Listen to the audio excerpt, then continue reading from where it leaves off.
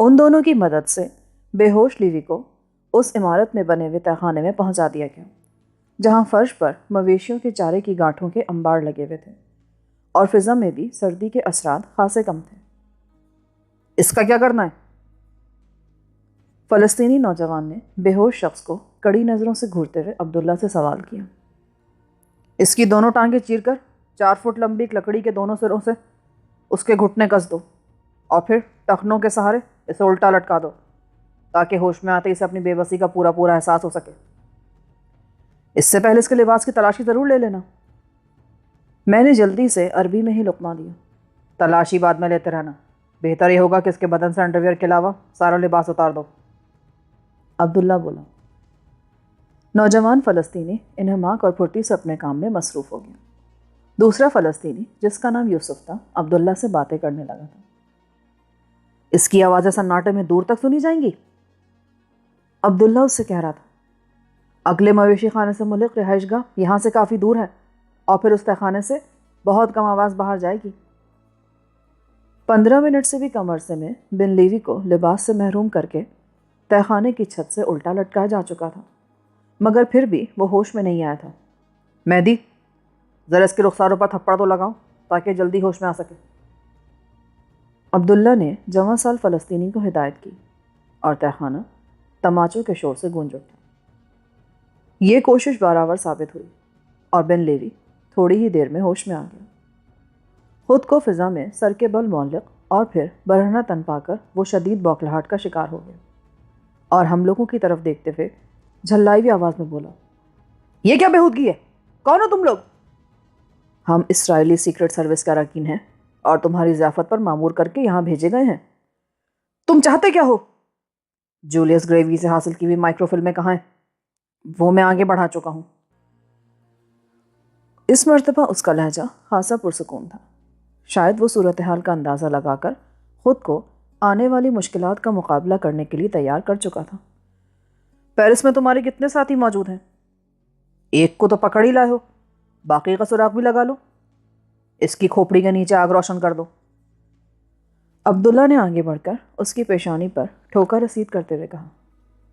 اس نے غرا کر عبداللہ کی ٹانگ پکڑنے کی کوشش کی، پھر داہنے ہاتھ سے اپنی پیشانی سہلانے لگا جہاں زخم سے خون کی پتلی سی دھار بہہ رہی تھی۔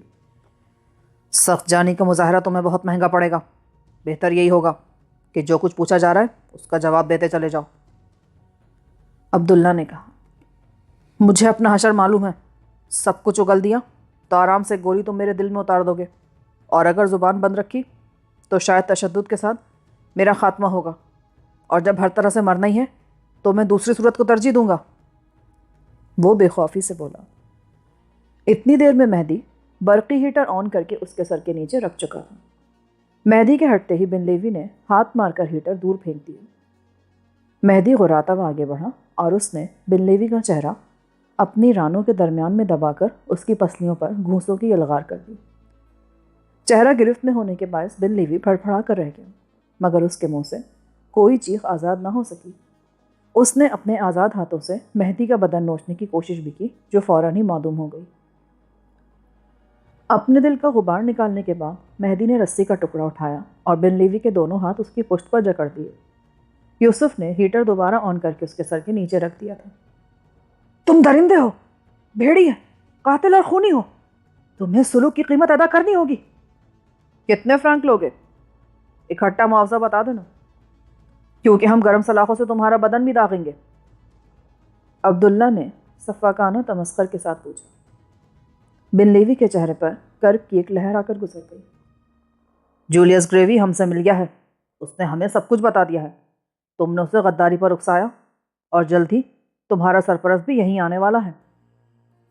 عبداللہ کہہ رہا تھا۔ بن لیوی کی سرخ آنکھوں میں قہر کے شعلے بھڑک رہے تھے۔ اس کی خون آلود پیشانی نہایت بھیانک لگ رہی تھی، مگر وہ بالکل خاموش تھا۔ عبداللہ نے بھی خاموشی اختیار کر لی۔ اس تہخانے میں 5 نفوس موجود تھے، مگر سب کی زبانیں بند تھیں اور فضا بوجھل سانسوں کے آہنگ سے گونج رہی تھی۔ عذرا جونس کون ہے؟ اس گمبھیر سکوت کو توڑنے کی خاطر میں نے سوال کیا۔ بن لیوی کی آگ اگلتی نظروں نے جنبش کی اور میرے چہرے پر مرکوز ہو گئیں۔ اس بار بھی اس نے کوئی جواب نہیں دیا۔ اس کا منہ نوچ لو، عبداللہ نے مہدی سے کہا، اور مہدی نے پھرتی سے بن لیوی کے حلق میں اپنا رومال ٹھونس کر اس کا منہ دبا لیا۔ عبداللہ نے ہیٹر کا سوئچ آف کیا اور دہکتے ہوئے تاروں کا جال بن لیوی کے داہنے کولے سے ٹکا دی۔ بن لیوی کا بدن پوری قوت سے تڑپا اور مہدی لڑکھڑا کر دور آ گرا۔ عبداللہ نے دوبارہ ہیٹر آن کر کے اس کے سر کے نیچے رکھ دیا اور فضا میں گوشت جلنے کی ناگوار بو پھیلنے لگی۔ مجھے صرف 2 سوالوں کے جواب درکار ہیں۔ کاغذات کی مائکرو فلمیں کہاں ہیں اور بن حیان کہاں مل سکے گا؟ مہدی پھر آگے بڑھا اور اس نے بن لیوی کے منہ سے اپنا رومال نکال لیا۔ بن لیوی نے مہدی کے چہرے پر تھوکنے کی ناکام کوشش کی، پھر درد میں ڈوبی ہوئی نفرت آمیز آواز میں بولا، میں نے جس دن یہ پیشہ اختیار کیا مجھے معلوم تھا کہ ایک نہ ایک دن ایسا ضرور آئے گا۔ تم میری زبان سے ایک لفظ بھی نہیں اگلوا سکو گے۔ میں بدترین تشدد کے لیے بھی تیار ہوں اور جانتا ہوں کہ تم کس حد تک جا سکتے ہو۔ یہ تو ابھی تازہ دم ہے، اسے 2-3 روز میری تحویل میں دے دو، بھوکا پیاسا رہے گا نا تو سارے قصبل نکل جائیں گے۔ مہدی نے کہا، یہ بھی کر کے دیکھ لو، تم لوگ 10 دن بعد بھی مجھے اسی حالت میں پاؤ گے۔ میری قوت ارادی بہت مضبوط ہے۔ مہدی اس کے سامنے فرش پر جھکا اور ایک مرتبہ پھر رومال بن لیوی کے حلق میں پہنچ گیا اور مہدی نے اس کے چہرے پر گھونسوں کی برسات کر دی۔ وہ سیدھا ہوا تو بن لیوی کا چہرہ کئی جگہ سے پھٹ چکا تھا، آنکھوں کے گرد نیل پڑ گئے تھے اور ناک سے خون بہہ رہا تھا، مگر اس کے باوجود وہ ہوش میں تھا۔ اس کے منہ سے رومال نکالے بغیر عبداللہ نے ہیٹر آف کیا اور ہم چاروں تہہ خانے سے باہر نکل آئے۔ مہدی اپنی ناکامی پر خاصا جھلائے ہوا نظر آتا تھا۔ یہ بہت خطرناک اسرائیلی ایجنٹ ہے، خیال رکھنا کہ فرار نہ ہونے پائے۔ عبداللہ نے یوسف سے کہا، اب یہ تم دونوں کی تحویل میں رہے گا کیونکہ مجھے کچھ ضروری کام نمٹانے ہیں۔ اگر یہ زبان کھولنے پر آمادہ ہو جائے تو پیغام بھجوا دینا۔ اگر تشدد کے دوران میں مر جائے تو کوئی حرج تو نہیں ہوگا؟ مہدی نے سوال کیا۔ خود سے مر جائے تو مجبوری ہے، ورنہ کوشش یہی ہونی چاہیے کہ اس کی سسکتی ہوئی زندگی کا سلسلہ دراز کیا جائے تاکہ یہ بولنے پر مجبور ہو جائے۔ اس کے بعد ہم دونوں کا وہاں رکنا بے سود تھا، لہٰذا ہم واپس روانہ ہو گئے۔ گھر پہنچے تو مدام اپنی تمام تر بزرگانہ تشویش کے ساتھ ہماری منتظر تھی اور برتھا کے ساتھ ٹیلی ویژن پروگرام دیکھ رہی تھی۔ ہمارے پہنچتے ہی اس نے ٹی وی آف کیا اور بولی، میرا ارادہ آج تمہیں شطرنج سکھانے کا تھا۔ یہ کھیل آدمی میں تحمل اور درگزر کا جذبہ اجاگر کرتا ہے۔ کیا ہم دونوں میں اس چیز کی کمی ہے؟ عبداللہ نے سوال کر ڈالا۔ کمی تو نہیں، تم دونوں بہت اچھے آدمی ہو، مدام بوکھلا کر بولی۔ کھانا لگا دوں؟ برتھا نے اس نازک موقع پر اپنی منہ بولی ماں کی مدد کرتے ہوئے خوش دلی کے ساتھ سوال کیا۔ لگا دو، عبداللہ نے بے نیازی سے کہا اور کمرے میں جا گھسا۔ کھانے کے دوران مدام بھی میز پر موجود تھی اور بڑے شوق سے ہوٹل میریڈین والے واقعے کا ذکر کر رہی تھی۔ ہم دونوں بھی خوش مزاجی کا مظاہرہ کرتے ہوئے اس سے باتیں کرتے رہے، مگر کھانے کے اختتام پر جب اس نے شطرنج سکھانے کی پیشکش دہرائی تو ہم دونوں ہی تھکان کا بہانہ کر کے اپنے کمروں میں جا گھسے۔ میں بستر میں لیٹنے کے بعد سیتا کے بارے میں دل خوشکن خیالات میں ڈوبا ہوا تھا کہ اچانک عبداللہ آن موجود ہوا۔ اس کے ہاتھ میں ٹیلی فون ڈائریکٹری دبی ہوئی تھی۔ یہ کیا لیا ہے؟ اس میں عذرا جونس کا نام اور پتہ موجود ہے۔ تو کیا اس سے بھی براہ راست ٹکرا جانے کا ارادہ ہے؟ تو اور کیا صورت ہو سکتی ہے؟ اگر ایلیزا سے کہیں اتفاقاً ملاقات ہو جائے تو کیسی رہے گی؟ نہیں، اس میں وقت برباد ہوگا۔ وہ تمہیں اپنے باپ سے ملوائے گی اور پھر تم اس کے ذریعے جونس کی سرگرمیوں کا کھوج لگاؤ گی، جبکہ ہم جلد از جلد بن حیان تک رسائی حاصل کرنا چاہتے ہیں۔ ایسا نہ ہو کہ ہماری سست روی کے باعث وہ صاف بچ نکلے۔ دیکھو، بن لیوی کا تجربہ تمہارے سامنے ہے۔ میری رائے یہ ہے کہ بن لیوی ہرگز زبان نہیں کھولے گا اور شاہ جونس بھی اسی قدر سخت جان نکلے۔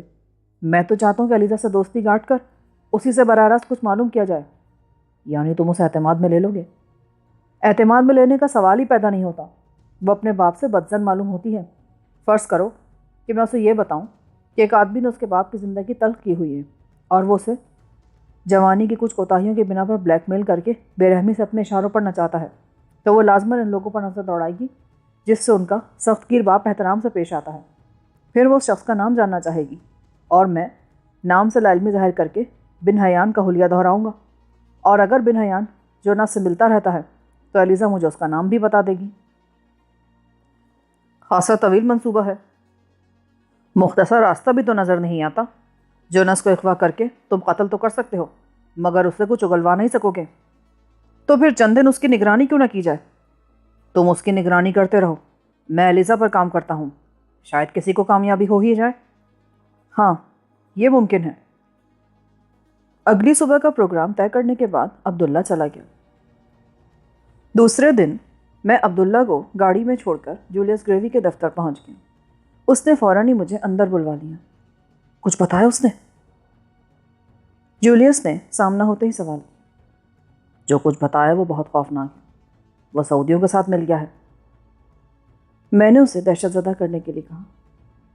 ان دنوں ایک سعودی وفد یہاں آیا ہوا ہے، بن لیوی نے بہت بڑی رقم لے کر ساری معلومات انہیں فروخت کر دی ہیں، اور یہ بھی بتا دیا ہوگا کہ میں اسرائیلی مفادات کے تحت MTX کو سبوتاژ کر رہا ہوں۔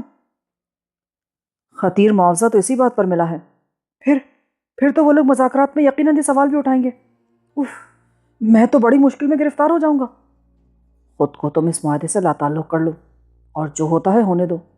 ہم تم سے رقم کی واپسی کا مطالبہ نہیں کریں گے، ہمارے لیے تمہاری ملازمت زیادہ اہم ہے۔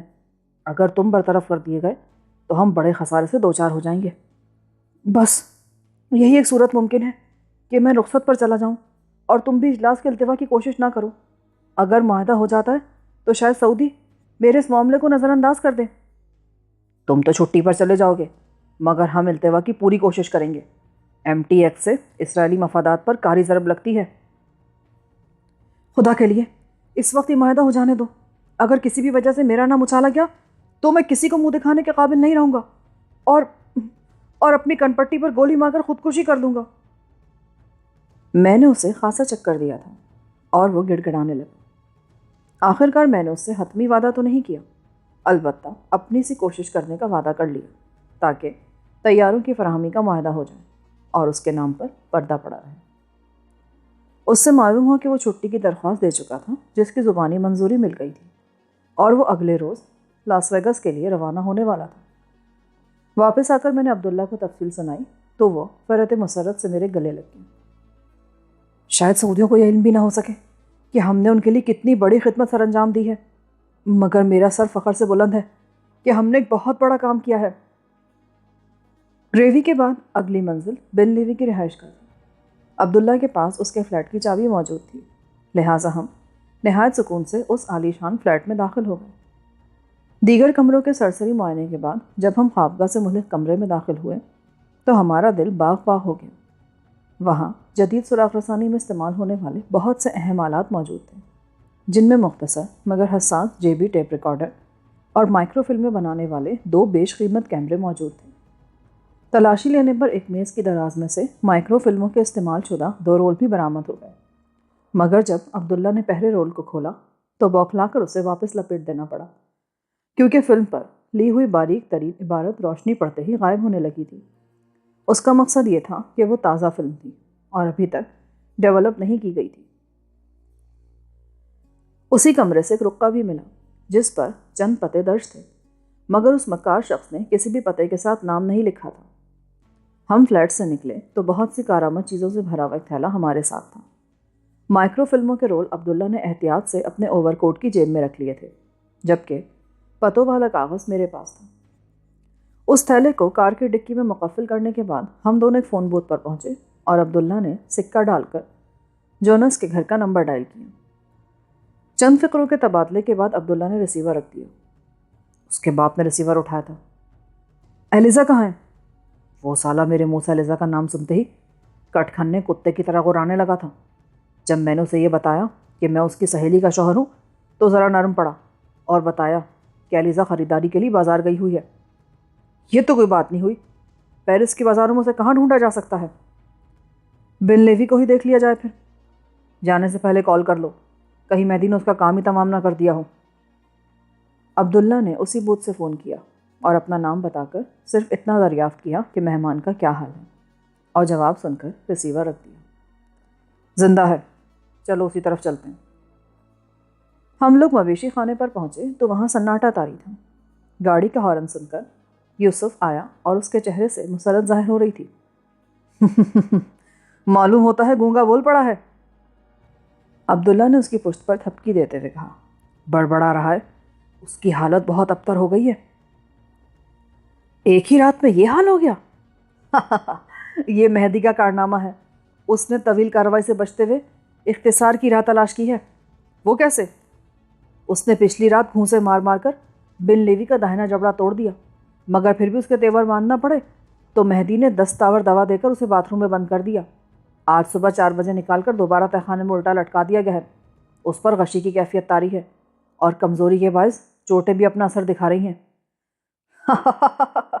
یہ تو واقعی اچھی ترکیب ہے۔ بھوکا رہ کر تو شاید وہ کئی روز بھی اس حالت کو نہ پہنچ سکتا تھا۔ ہم لوگ تہخانے میں پہنچے تو مہدی، جو بھوسے کے ایک پیال پر بے فکری سے لیٹا ہوا تھا، پھرتی سے اٹھ کر ہماری طرف آ گیا۔ بن لیوی کے گھٹنوں کے درمیان بدستور ڈنڈا کسا ہوا تھا، ہاتھ پشت پر بندھے تھے اور ٹخنوں کے سہارے الٹا لٹکا ہوا تھا۔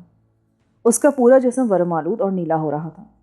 پھٹی ہوئی جلد پر جمنے والے گاڑھے خون نے سیاہی مائل رنگت اختیار کر لی تھی اور داہنا جبڑا نہایت کرہ انداز میں لٹکا ہوا تھا۔ اس کی آنکھیں بند تھیں اور ہونٹ آہستہ آہستہ لرز رہے تھے۔ ہم دونوں نے اس کے قریب بیٹھ کر اس کے ہونٹوں سے نکلنے والی کوئی آواز سننے کی کوشش کی جو بے سود رہی۔ اسے اتار کر پیال پر ڈال دو۔ لٹکا رہنے دو نا عبداللہ۔ نہیں، اس کی حالت بہت خراب ہے، دیکھا بھی نہیں جا رہا۔ ایسی اذیت سے تو بہتر ہے کہ اسے مار ہی دو۔ عبداللہ نے پھریری لے کر کہا۔ عبداللہ خاصے سخت دل کا مالک تھا، مگر اس وقت شاید اس کی کوئی رگ پھڑک اٹھی تھی جو اپنے دشمن کے لیے نرمی کرنے پر تل گیا تھا۔ میں نے بھی اس سے بحث کرنی مناسب نہ سمجھی اور بن لیوی کو کنڈے سے اتار کر پھوس پر ڈال دیا گیا۔ دوران خون اعتدال پر آیا تو چند منٹ بعد بن لیوی کے بڑبڑانے کی آواز آئی اور ہم چاروں لپک کر اس کے سرہانے پہنچ گئے۔ ابتدا میں وہ مبہم آوازیں تھیں جنہوں نے بتدریج بے ربط الفاظ کی صورت اختیار کر لی۔ وہ جو کچھ بڑبڑا رہا تھا وہ عربی میں تھا۔ اس کی آنکھیں بند تھیں، مگر پپوٹوں کے نیچے ڈھیلے بہت تیزی سے حرکت کر رہے تھے اور اس کی آنکھوں کے گوشوں سے آنسو بہہ رہے تھے۔ وہ میرا انتقام لے گا، سب کو فنا کر دے گا۔ آخر کار اس کے بے ربط الفاظ نے ایک شکستہ جملے کی صورت اختیار کر لی۔ آواز اس کے حلق میں پھنس رہی تھی اور آنکھیں بدستور بند تھیں۔ کون ہے وہ؟ عبداللہ نے نرمی سے اس کی پیشانی پر ہاتھ رکھ کر عربی میں پوچھا۔ نہایت آہستگی سے اس نے سر گھمایا اور پھر دھیرے دھیرے آنکھیں کھول دیں۔ اس کی سرخ اور نمناک نگاہوں میں عجیب سی بے رونقی رچی ہوئی تھی۔ چند لمحوں تک اس کی آنکھوں کی پتلیاں ایک ہی نقطے پر مرکوز رہیں، پھر انہوں نے آہستہ آہستہ اس کی آنکھوں کے ایک سرے سے دوسرے سرے تک حرکت کی اور وہ بڑبڑانے لگا۔ مجھے نظر کیوں نہیں آتا؟ کون ہو تم؟ ہم تمہارے دوست ہیں بن لیوی، تم آزاد کرا جا چکے ہو، ہمیں پہچاننے کی کوشش کرو۔ ایک مرتبہ پھر خوابناک انداز میں اس کے پپوٹے واہ ہوئے اور اس کی آنکھوں کی پتلیاں گردش میں آ گئی۔ چند لمحوں بعد وہ آنکھیں بند کر کے کربناک آواز میں بڑبڑایا، مجھے کچھ نظر نہیں آتا، میری آنکھوں کے سامنے صرف اندھیرا ہے۔ وہ تمہیں کیوں لے گئے تھے؟ عبداللہ اس کے اندھے ہو جانے کا یقین کر لینے کے بعد اس کے خون آلود بالوں میں انگلیاں پھیرنے لگا۔ میں نے اندازہ لگا لیا تھا کہ عبداللہ اس فریبی کو اس کی آخری سانسوں پر فریب دے کر اس کی زبان کھلوانے کا ارادہ کر چکا ہے، لہٰذا میں اس کے گھٹنوں سے بندھی ہوئی لکڑی کھولنے میں مصروف ہو گیا اور عبداللہ نے سر کی جنبش سے میرے اس اقدام کی تائید کر ڈالی۔ وہ بھیڑیے تھے، گریوی ان سے مل گیا،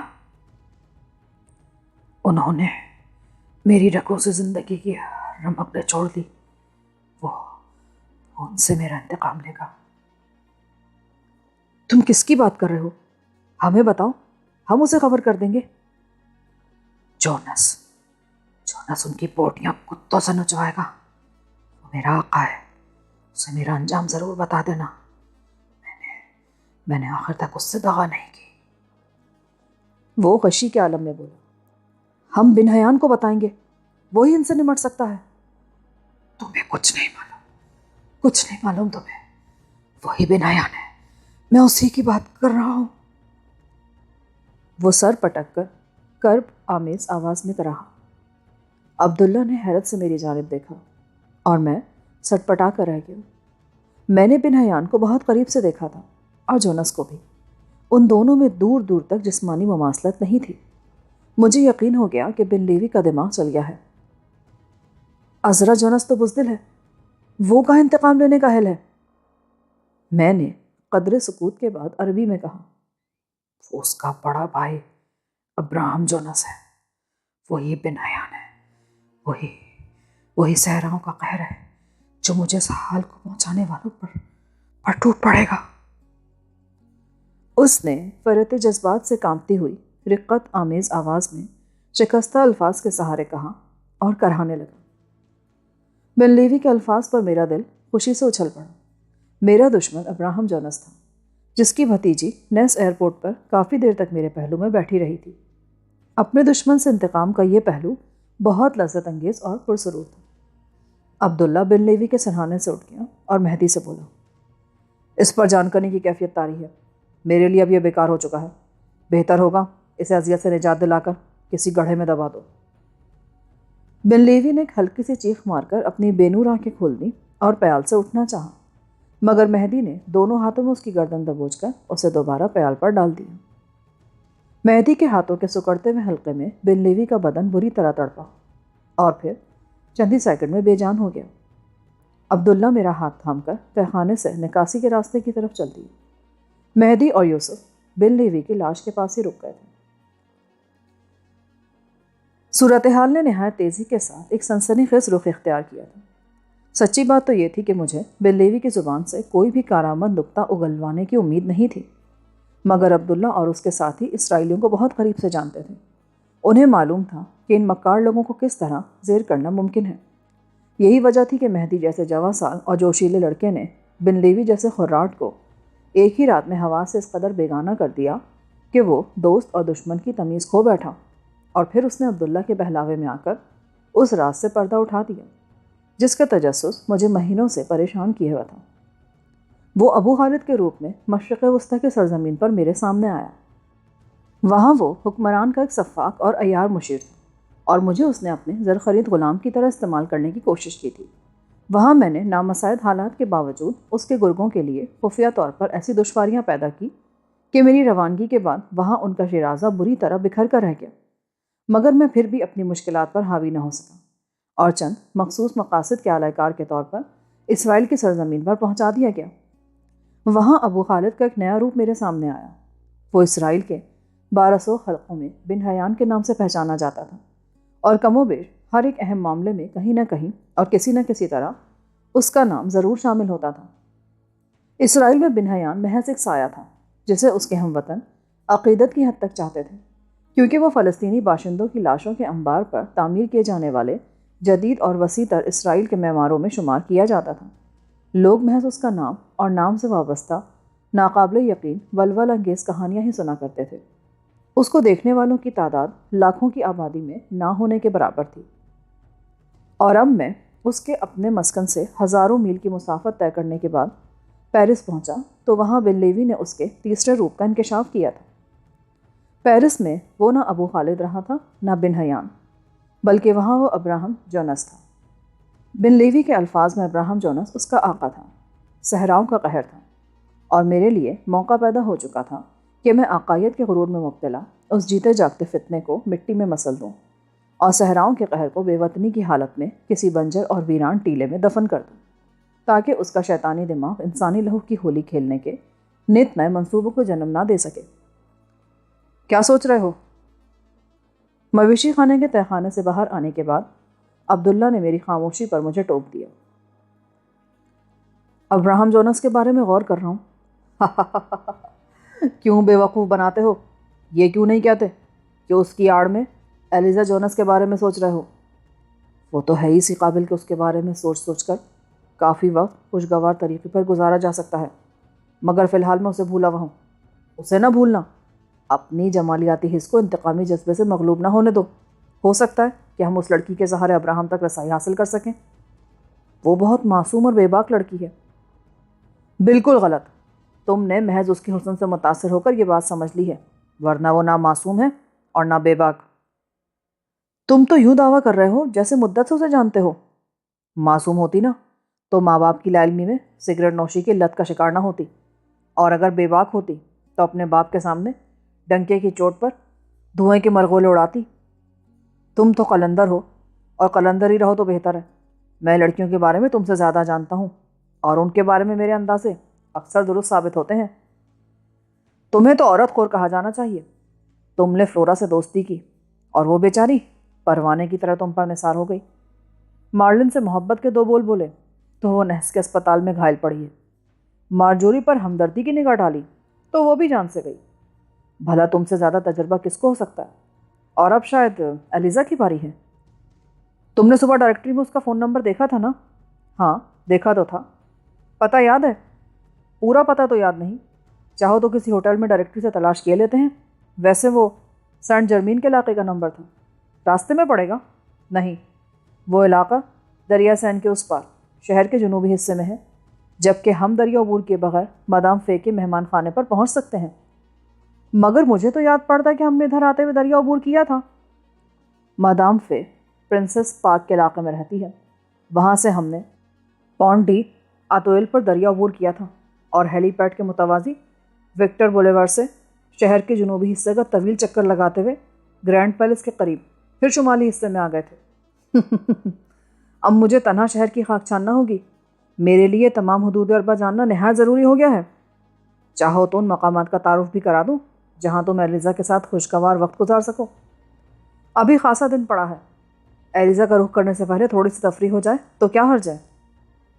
ناٹرڈیم کیتھیڈرل، سینٹ چیپل، قدیم شاہی محلات اور آئیفل ٹاور وغیرہ کا شمار پیرس کے قابل دید مقامات میں ہوتا ہے۔ آئیفل ٹاور کے علاوہ سب مقامات ایک دوسرے کے قریبی واقع ہیں، اور وہ سامنے بلند گنبد اور ان کے دمکتے ہوئے کلش دیکھ رہے ہو، وہ سیکرے سیور کے حسین ترین گنبد میں ہیں جو شہر کے ہر حصے سے دیکھے جا سکتے ہیں۔ پیشہ ور گائیڈ معلوم ہو رہے ہو تم تو بالکل، تم بھی میری طرح مسافر ہی ہو۔ آج یہاں میرے ساتھ پیرس کی سڑکوں پر گھوم رہے ہو، چند روز بعد انسانوں کے بے قرار سمندر میں نہ جانے کہاں گم ہو جاؤ گے۔ مقدر تمہیں ادھر لے ہی آیا ہے تو یہاں جی بھر کر تفریح کرنا، نہ جانے دوبارہ ادھر آ بھی سکو یا نہیں۔ وہ یک بہ یک اداس ہو گیا۔ جدید دور کی علامتوں کے دامن میں یہاں روایتی قدیم عمارتیں بھی پرسکون انداز میں اسی سج دھج سے کھڑی ہیں۔ ایسا سنگم کسی اور شہر میں مشکل سے ہی ملے گا۔ میں نے اس کے لہجے کی اداسی بھانپتے ہی موضوع بدلنے کے لیے کہا، اس شہر کا سارا حسن دریا سین کے ٹھنڈے اور شفاف پانی میں ہے جو دھیمے دھیمے شہر کے وسط میں بہتا ہے، اور اسی شہر میں کئی دریائی جزیرے بھی ہیں جنہوں نے اس مہربان دریا کے نرم دھارے کو دو ندیوں میں بانٹ رکھا ہے۔ تم تو شاعری کرنے لگے؟ میں نے اس کی طرف حیرت سے دیکھتے ہوئے کہا۔ کیمپس الاس کی خوبصورت شاہراہ کے کنارے وہ ایک 2 منزلہ مکان میں رہتی تھی۔ ہم گھنٹوں ایک دوسرے کی باہیں تھامے دو رویا درختوں کے سائے میں سڑک کے ایک سرے سے دوسرے سرے تک گھومتے رہتے، اور پھر سڑک کے کنارے کسی قہوہ خانے میں جا بیٹھتے یا پیلس سے ملکہ حسین باغات میں چلے جاتے۔ اس نے مجھ سے نہ جانے کیا کیا وعدے کیے، مگر پھر ایک روز مجھے کچھ بھی بتائے بغیر وہ اچانک کہیں چلی گئی۔ اس کا لب و لہجہ ایسا تھا کہ میں بھوچنکا رہ گیا۔ مجھے اپنے کانوں پر یقین نہیں آ سکا کہ عبداللہ جیسا پتھر دل اور کٹر شخص بھی کسی سے محبت کر سکتا ہے۔ کون تھی وہ؟ بس اب تک بے وفا لڑکی ہی سمجھو۔ اس وقت اس کا ایک نام بھی ہوا کرتا تھا، مگر یار وہ اس قدر حسین تھی کہ اگر میں مسلمان نہ ہوتا تو شاید اسے کسی دیوی کا انسانی روپ ہی سمجھتا۔ تمہاری زبان سے باتیں اجنبی معلوم ہوتی ہیں، کیوں؟ کیا میں انسان نہیں ہوں؟ میں تو شروع سے ہی تمہیں فوق البشر سمجھتا آ رہا ہوں۔ میرے سینے میں بھی دل ہے، میں نے زندگی میں پہلی اور شاید آخری بار کسی کو چاہا تھا۔ اب تو نسوانی چہروں سے طبیعت فرار ڈھونڈتی ہے، پر وہ گئی کہاں؟ جاتی کہاں؟ یہیں کی رہنے والی تھی، کسی اور سے شادی رچا کر ہنی مون منانے چلی گئی۔ تمہیں مدعو بھی نہیں کیا؟ اس کا منہ ہی کیا تھا، ویسے وہ مجھ سے واقعی محبت کرنے لگی تھی، اور یہ زخم کھا کر میں اس نتیجے پر پہنچا ہوں کہ حسین چہروں والیاں سیماب صفت ہوتی ہیں، محبت ایک سے کرتی ہیں، شادی کسی دوسرے سے، اور وصال شاید کسی تیسرے سے۔ اس قدر بددل ہو گئے ہو تم۔ وہ تمہارے ساتھ محض وقت گزاری کر رہی ہوگی، کسی مناسب لڑکے کی تلاش میں۔ محبت الفاظ میں تولی جاتی ہے اور آنکھوں میں پڑھی جاتی ہے۔ مجھے اپنے بارے میں کوئی خوش فہمی نہیں، مگر وہ مجھے چاہنے لگی تھی تو پھر چوروں کی طرح فرار کیوں ہو گئی؟ تم سے شادی کیوں نہیں کی؟ وہ کٹر پروٹسٹنٹ تھی اور میں مسلمان۔ وہ مجھے اپنے مسلک پر لانا چاہتی تھی اور میں اسے مسلمان بنانا چاہتا تھا۔ ہمارے درمیان یہ سرد جنگ جاری تھی اور شاید اس نے یہ سمجھ لیا کہ میں اپنی جگہ سے نہیں ہلوں گا، لہٰذا اچانک ترک تعلق کر بیٹھی۔ اور یہ قصہ کب کا ہے؟ 2 سال پہلے کی بات ہے۔ مجھے کسی کام کے سلسلے میں چند ماہ کے لیے پیرس میں مامور کیا گیا تھا، اور اسی وقت سے تم لڑکیوں سے متنفر ہو گئے۔ بس دامن بچاتا ہوں۔ یہ پارسائی کب تک چلے گی؟ جب تک تنظیم سے وابستہ ہوں، یا یوں سمجھ لو کہ جب تک زندہ ہوں، کیونکہ اب میں زندگی میں تو تنظیم سے کنارہ کش ہو نہیں سکتا۔ پر تنظیم کا لڑکیوں سے کیا تعلق؟ میری پارسائی کا سبب میری ناکام محبت نہیں۔ جب میں زیر تعلیم تھا تو پرلے درجے کا اوباش تھا، مگر تنظیم میں شامل ہوتے ہوئے میں نے عہد کیا تھا کہ ہر گناہ سے بچوں گا، اور آج تک اس عہد پر قائم ہوں۔ تو ہاں، وہ میرے عہد کے لیے سخت امتحان ضرور ثابت ہوئی، مگر میں بھٹک نہ سکا۔ اور تم شراب بھی نہیں پیتے؟ کبھی دیکھا ہے تم نے؟ مجھے یہ نہیں معلوم تھا کہ تم اپنے کسی سوچے سمجھے فیصلے کے تحت گریز کرتے ہو۔ میں نے اپنے دل میں ندامت محسوس کرتے ہوئے کہا، میرا خیال اب گاڑی کہیں چھوڑ دی جائے۔ اس نے قدرے توقف کے بعد کہا، وہ جانتا تھا کہ میں شراب نوشی کا عادی ہوں، لہٰذا اس نے نازک موضوع کو اسی مقام پر ختم کر دیا۔ ابھی ہم تمہاری محبوبہ والی سڑک سے ہو کر آئے ہیں، اگر وہ مل گئی تو؟ اسے میری محبوبہ نہ کہو، اب وہ کسی کی بیوی ہے۔ مل گئی تو نظریں جھکائے کسی اجنبی کی طرح آگے بڑھ جاؤں گا، اور اگر اس نے پکار لیا تو فرض کر لوں گا کہ میں عبداللہ نہیں ہوں۔ میں لاجواب ہو کر خاموش ہو گیا۔ وہ بظاہر ایک لاؤبالی اور مخلص شخص نظر آتا تھا، جو دوستوں کی خاطر آنکھیں بند کر کے خطرات میں کود پڑنے سے بھی گریز نہیں کرتا تھا۔ مگر وقت گزرنے کے ساتھ ساتھ مجھے اس کے بارے میں خاصے اثر انگیز تجربات ہو رہے تھے۔ وہ سب کچھ صحیح مگر لاؤبالی اور بے فکرہ نہیں تھا۔ وہ شخص انتہائی سادہ انداز میں اپنے سخت اصولوں کے تحت زندگی گزار رہا تھا، اور خوبی کی بات یہ تھی کہ اپنی اصول پرستی کا ڈھنڈورا پیٹے بغیر وہ ان حدود کا احترام کیے جا رہا تھا، جبکہ اس کی آزادی پر قدغن عائد کرنے والا کوئی نہیں تھا۔